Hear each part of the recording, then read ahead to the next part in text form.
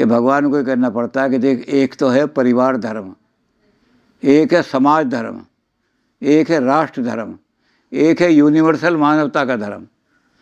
तो परिवार धर्म बहुत छोटा है, इस पर भी हम पहले चर्चा कर चुके हैं कि इस पर पाश्चात्य विद्वानों ने बहुत लिखा है। अर्जुन की समस्या जो है वो धर्म और अधर्म में भेद करने की नहीं है।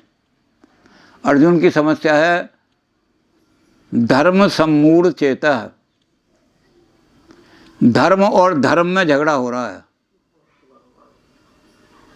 इसको कहा जाता है कन्फ्लिक्ट ऑफ ड्यूटीज। ये अर्जुन की समस्या कन्फ्लिक्ट ऑफ ड्यूटीज की है, और इस कन्फ्लिक्ट ऑफ ड्यूटीज को कृष्ण जी तरह तरह से समझा रहे हैं।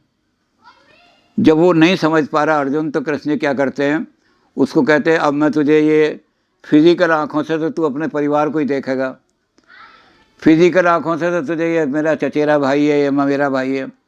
अब तो इन फिजिकल आँखों को बंद कर और बुद्धि की आँख खोल, अकल। तो कहना अच्छा जी। कहते अब मैं तुम्हें दिव्य दृष्टि देता हूँ, और अब मैं तुझे दिव्य दृष्टि देख के बताता हूँ कि ब्रह्मांड जो है ये तेरी परिवार तक सीमित नहीं है। तो उसको विराट विश्वरूप दिखाते हैं।